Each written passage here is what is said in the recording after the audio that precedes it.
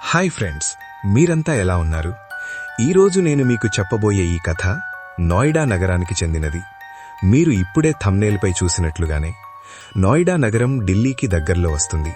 ఇది కూడా ఢిల్లీలో ఒక భాగమే అని నేనిప్పుడు నమ్ముతాను. ఢిల్లీలో నైట్ లైఫ్ ఎలా ఉంటుందో నోయిడాలో కూడా ఖచ్చితంగా అలాగే ఉంటుంది.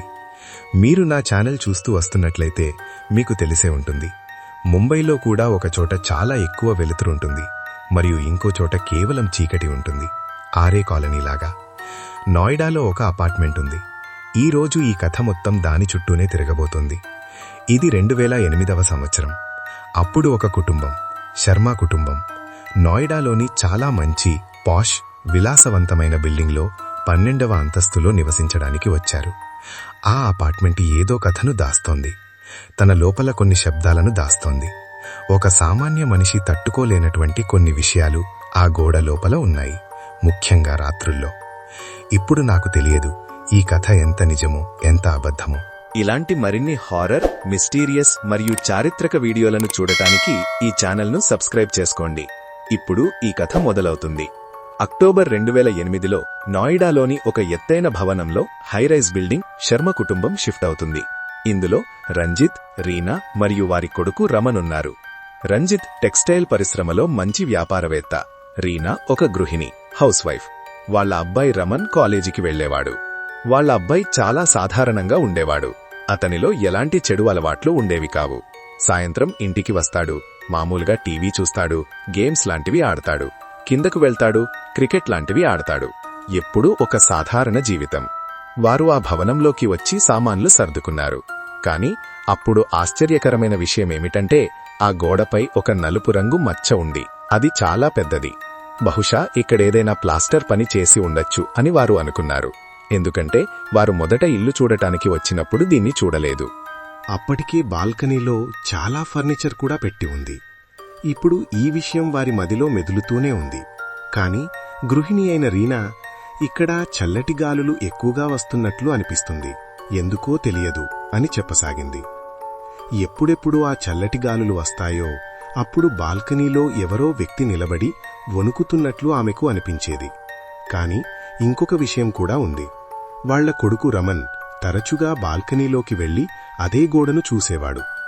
బాల్కనీలోకి ఎవరో తనను పదే పదే పిలుస్తున్నట్లుగా అతనికి అనిపించేది. ఆ తర్వాత ఆదివారం రాత్రి వచ్చింది. అప్పుడు కుటుంబం మొత్తం కూర్చుని ఇండియా మ్యాచ్ చూస్తున్నారు. రాత్రి క్రికెట్ మ్యాచ్ జరుగుతోంది. అందరూ కూర్చుని చూస్తున్నారు. ఆ తర్వాత ఏమైందో కాని అకస్మాత్తుగా రీనా పదే పదే ఇటువైపు చూస్తోంది. అంటే బాల్కనీ కిటికీ వైపు ఆమె చూస్తోంది. ఆమె పదే పదే అటువైపు ఎందుకు చూస్తోందని రంజిత్ కూడా గమనిస్తున్నాడు. అప్పుడు రీనా ఏం చూస్తోందంటే, అక్కడున్న కర్టెన్ అంటే తెర బాగా కదులుతోంది. పదే పదే చూస్తోంది. ఆ సమయంలో గాలి కూడా అంతగా వీయడం లేదు.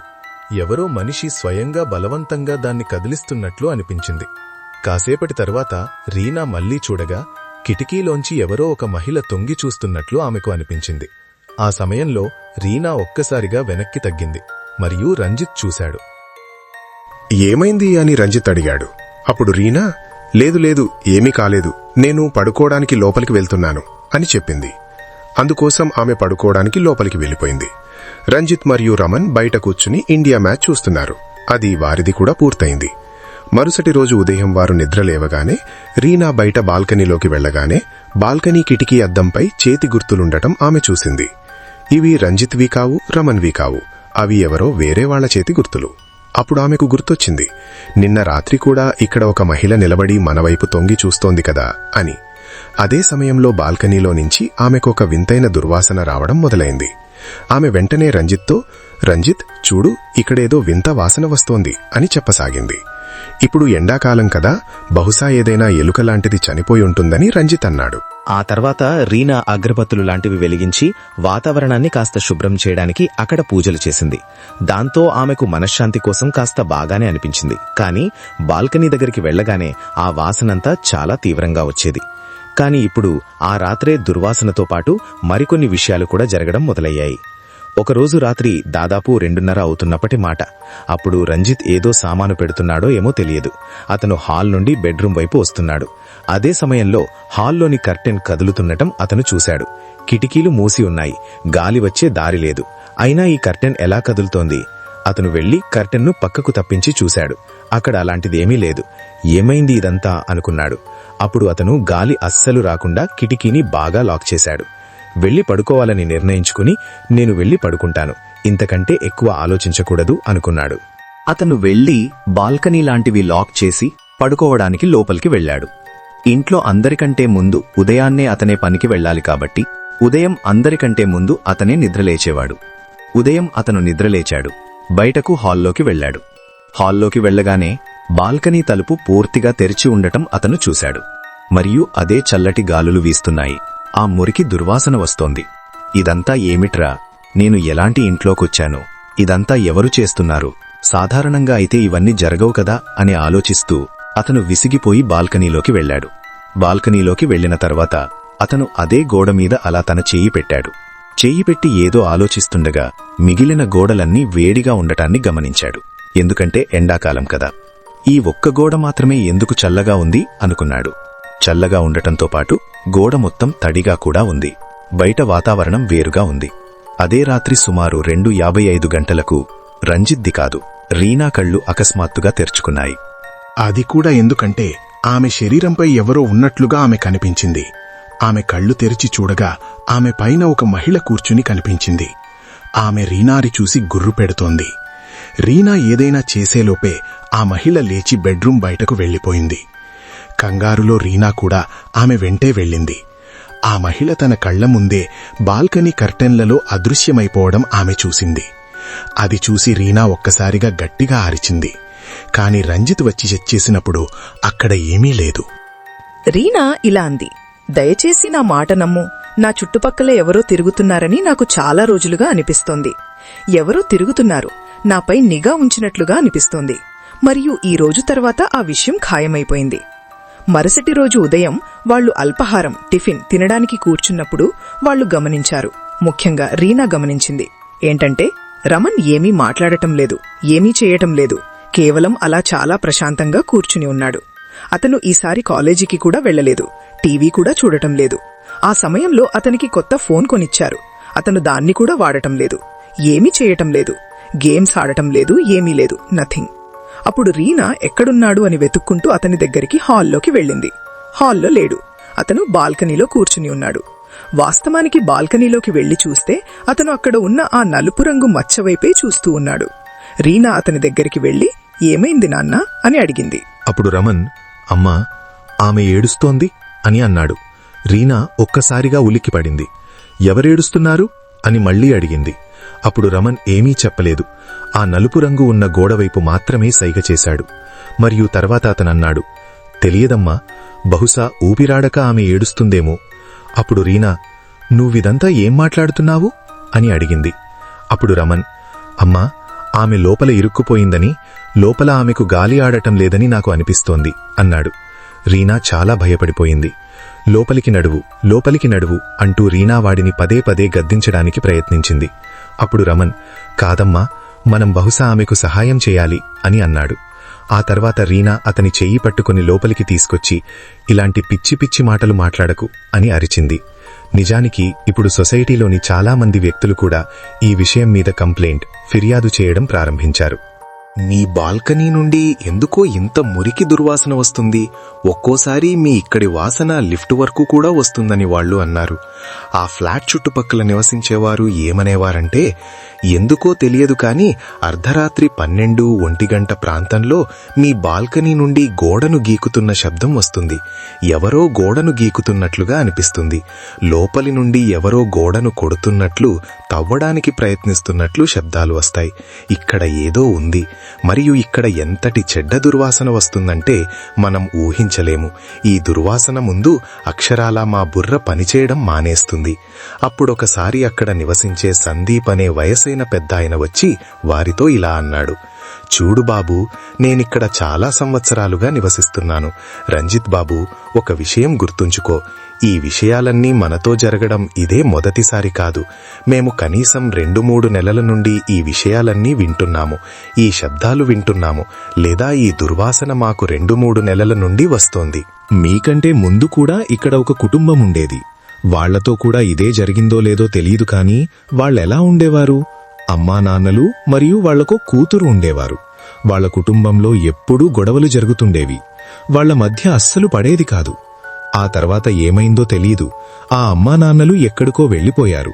ఆ కూతురి ఆచూకీ కూడా ఎవరికీ తెలియలేదు. వాళ్లు ఎవరికీ ఏమీ చెప్పలేదు. ఏమో, వాళ్లు అలాగే ఒక రాత్రి అదృశ్యమైపోయారు. రోజులు గడిచే కొద్దీ ఆ దుర్వాసన ఇప్పుడు కేవలం దుర్వాసనలా మాత్రమే లేదు. ఇప్పుడది ఒక వేడి ఊపిరితో పాటు వస్తున్నట్లుగా, అంటే సరిగ్గా మీ వెనక ఎవరో నిలబడి మీ మెడపై ఊపిరి వదులుతున్నట్లుగా అనిపించేది.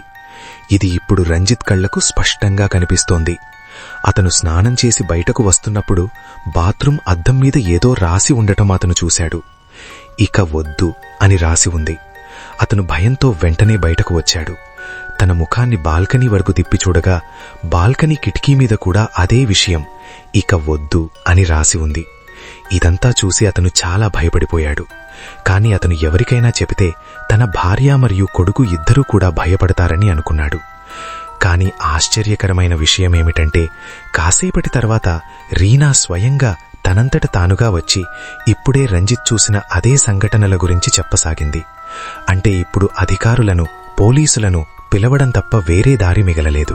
మరుసటి రోజు ఉదయం అధికారులు అక్కడికి వచ్చినప్పుడు ఎవరైతే పోలీస్ వారున్నారో వారందరూ అక్కడికి చేరుకున్నారు. శర్మ కుటుంబం వారికి ఈ విషయాలన్నీ చెప్పారు. అప్పుడు పోలీసులు, సరే, మేమిక్కడ చూస్తాము, దర్యాప్తు చేస్తాము.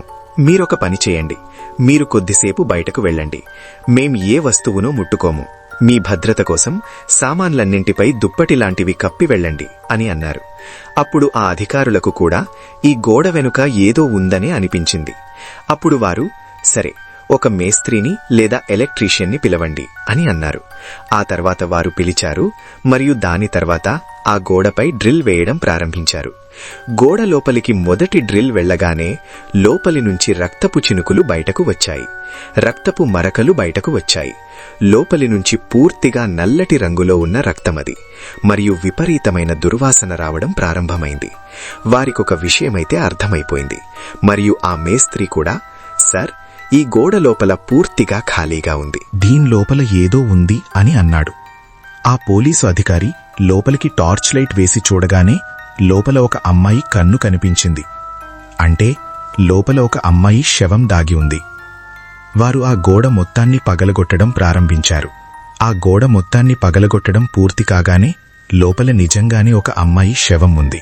అది మరీ పాతది కాదు, కేవలం 2-3 నెలల క్రితం నాటిది. అది కుళ్ళిపోయుంది. వేళ్లు పూర్తిగా విరిగిపోయున్నాయి. ఆమె గోడను గీకి బయటకు రావడానికి ప్రయత్నించినట్లుగా అనిపించింది. పోలీసులు వారితో, మీరు కూడా ఇక్కడి నుంచి వెళ్లిపోవడం మంచిది అని అన్నారు. ఆ సంఘటన తర్వాత శర్మ కుటుంబం మళ్లీ ఎప్పుడూ ఆ ఇంటికి రాలేదు. అక్కడి వాచ్మెన్లు సీసీటీవీ ఫుటేజీలు చూసినప్పుడు ఈ రోజుకి కూడా అక్కడ కొన్ని వింతైన విషయాలు కనిపిస్తుంటాయని, ఎక్కడో సామాన్లు అటూ ఇటూ కదులుతుండటం లాంటివి జరుగుతుంటాయని చెబుతుంటారు. మరియు అక్కడి ఇరుగు పొరుగు వారు కూడా ఏమంటారంటే, ఇక్కడి నుంచి ఈ నచ్చితాళంలో అమ్మాయి మాటలు వినిపిస్తున్నాయని చెబుతారు. ఇంతకు ముందు ఏడుపు శబ్దాలు వినిపించేవి. ఇప్పుడు ఆ అమ్మాయి, నాకిప్పుడు బాగా ఊపిరాడుతోంది, నాకిప్పుడు ఊపిరి పీల్చుకోవడానికి గాలి దొరుకుతోంది అని చెప్తున్నట్లు వినిపిస్తోందట. ఈరోజు ఈ కథ చివరలో నేను మీకు చెప్పాలనుకున్నది ఒక్కటే. ప్రతి వింతైన విషయానికి సమాధానం మీకు లాజిక్లో దొరకదు. మరియు ఇంకొక విషయమేమిటంటే, ప్రతి దుర్వాసన కేవలం మురికి వల్ల వచ్చేది కాదు. కొన్నిసార్లు మనం నిర్లక్ష్యం చేసే ప్రతి విషయము ఒక సాధారణ సమస్య మాత్రమే కాకపోవచ్చు. బహుశా ఆ విషయం దారి తప్పిన ఏదైనా అసంపూర్ణమైన కథకు సంబంధించుండొచ్చు. మరియు కొన్ని కథలు కేవలం భయపెట్టడానికే కాదు, ప్రతి స్వరాన్ని వినాల్సిన అవసరముందని గుర్తు చేయడానికి కూడా ఉంటాయి. అది మీ ముందు నుంచి వస్తున్నా సరే, లేదా ఏదైనా గోడ వెనుక నుంచి వస్తున్నా సరే. నేను నా తదుపరి హారర్ స్టోరీతో నేను మళ్లీ మిమ్మల్ని కలుస్తాను. ధన్యవాదాలు.